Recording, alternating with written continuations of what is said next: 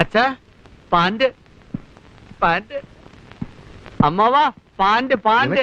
Hello, പാർലമെന്റിൽ പോകാൻ പാന്റും തയ്പ്പിച്ച് പൗഡറും ഇട്ട് റെഡിയായിരുന്ന PC ജോർജിന് പണി പാലും വെള്ളത്തിൽ കിട്ടിയ പോലെയാണ് ഇന്നലെ വന്ന BJPയുടെ സ്ഥാനാർത്ഥി പ്രഖ്യാപനം.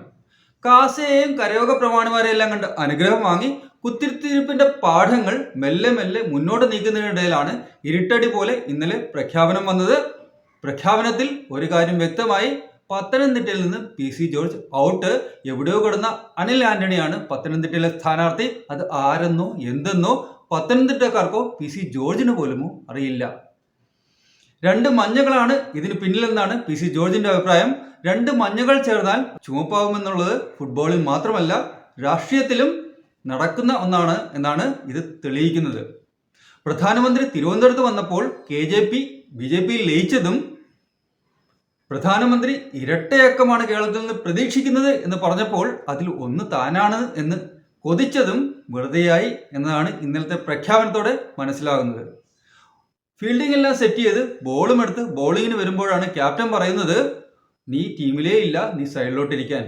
രാഹുൽ ദ്രാവിഡിന്റെ ഭാഷയിൽ പറഞ്ഞാൽ നല്ലതുപോലെ ബാറ്റ് ചെയ്തുകൊണ്ടിരിക്കുമ്പോൾ ക്യാപ്റ്റൻ തന്നെ റണ്ണൌട്ടാക്കുന്നത് എന്ത് കഷ്ടമാണ് അല്ലേ. PC ജോർജിന് സീറ്റ് കിട്ടാത്തതിന്റെ വിഷമമാണെങ്കിൽ മറ്റൊരാൾക്ക് സീറ്റ് കിട്ടിയതിന്റെ വിഷമമാണ്. വേറെ ആരുമല്ല, BPL എന്ന കേരളത്തിന്റെ സ്വന്തം ബ്രാൻഡിന്റെ മരുമകൻ രാജീവ് ചന്ദ്രശേഖരന്റെ കാര്യമാണ് പറയുന്നത്. അമ്മായിപ്പൻ തന്നെ മരുമകനെതിരെ കേസ് കൊടുത്ത ചരിത്രമുള്ള രാജീവ് ചന്ദ്രശേഖരന്റെ കാര്യമാണ് പറയുന്നത്. അദ്ദേഹത്തിന് ബാംഗ്ലൂർ നോർത്തിൽ മത്സരിക്കാനായിരുന്നു താല്പര്യം എന്നാണ് പറഞ്ഞു കേൾക്കുന്നത്. എന്തായാലും അദ്ദേഹത്തിന് കേന്ദ്രം അല്ലെങ്കിൽ BJP കൊടുത്ത സീറ്റ് തിരുവനന്തപുരമാണ്. ഇത് കോൺഗ്രസ് അല്ലാത്തതുകൊണ്ട് പഞ്ചപുച്ഛമടക്കി അനുസരിക്കുകയേ നിർവാഹമുള്ളൂ. കോൺഗ്രസ് ആയിരുന്നെങ്കിൽ ഇപ്പോൾ ഹിമാചൽ പ്രദേശിൽ നടക്കുന്നത് പോലെ മുൻ മുഖ്യമന്ത്രിയുടെ ഭാര്യയും PCC അധ്യക്ഷയും അവരുടെ മകനും ചേർന്ന് നടത്തുന്ന പോലെ പരിപാടികൾ നടത്താമായിരുന്നു. അവിടെ ഇപ്പോൾ DK ശിവകുമാർ എന്ന ക്രൈസിസ് വിദഗ്ധനെ കോൺഗ്രസ് അയച്ചിരിക്കുകയാണ്. എന്താവുമോ എന്തോ. എന്തായാലും കോൺഗ്രസിന്റെ പാരമ്പര്യം അനുസരിച്ച് അച്ഛന് തഴമ്പുണ്ടെങ്കിൽ മക്കൾക്കും ഭാര്യയ്ക്കും എല്ലാം ആ തഴമ്പുണ്ടാകും എന്നാണ് വിശ്വാസം. അതിനനുസരിച്ച് അവർക്കായിരിക്കും സീറ്റ് കൈമാറി വരിക. വിറക് വെട്ടികളും വെള്ളം കോരികളുമായ പ്രവർത്തകർ അത് തന്നെ തുടർന്നോട്ടെ എന്നാണ് കോൺഗ്രസിന്റെ അഭിപ്രായം.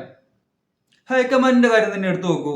അമ്മയും രണ്ട് മക്കളും ചേർന്നതാണ് ഹൈക്കമാൻഡ് എന്ന് പറയുന്നത്. അവർക്കും ഈ തഴമ്പിന്റെ പാരമ്പര്യം മാത്രമാണ് യഥാർത്ഥത്തിൽ അവകാശപ്പെടാനുള്ളത്. അപ്പോൾ കോൺഗ്രസിലായിരുന്നെങ്കിൽ രാജീവ് ചന്ദ്രശേഖരന് ഇഷ്ടമുള്ള സീറ്റ് കിട്ടുമായിരുന്നു. ഇഷ്ടമുള്ള സീറ്റ് കിട്ടിയില്ലെങ്കിൽ വേണ്ട രീതിയിൽ കോൺഗ്രസിനെ പരിപാലിച്ച് ആ സീറ്റ് നേടിയെടുക്കാമായിരുന്നു.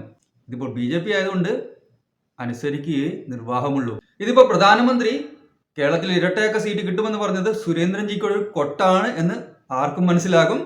അതായത് വേണ്ട രീതിയിൽ പ്രവർത്തിച്ചോ, സീറ്റ് കിട്ടിയില്ലെങ്കിൽ നിങ്ങളുടെ കാര്യം കഷ്ടത്തിലാകും എന്ന് തന്നെയാണ് പ്രധാനമന്ത്രി ഉദ്ദേശിച്ചത്. ഇപ്പോൾ സുരേന്ദ്രൻജി ആകെ ചിന്തയിലാണ്. കഴിഞ്ഞ തവണ നല്ല രീതിയിൽ തോൽക്കാൻ തന്നെ ഒരു ഹെലികോപ്റ്റർ വാടകയ്ക്ക് എടുക്കേണ്ടി വന്നു. ഇത്തവണ അതിന് പകരം വിമാനം എടുത്താൽ കൊള്ളാമായിരിക്കുമെന്നാണ് ഈ എളിയവന്റെ അഭിപ്രായം. വിമാനം കാണുമ്പോൾ ജനങ്ങൾക്ക് ഓളം കൂടും, ആവേശം കൂടും, കുറച്ചെങ്കിലും വോട്ടായി അത് മാറാൻ സാധ്യതയുണ്ട്. പിന്നെ വേണമെങ്കിൽ BJPക്ക് പറയാം, ഓരോ പഞ്ചായത്തിലും വിമാനത്താവളം എന്നതാണ് മോദിജി കണ്ട സ്വപ്നമെന്ന്. അതിനുള്ള തുടക്കമാണ് ഈ വിമാനം എന്ന് വേണമെങ്കിലും പറയാം.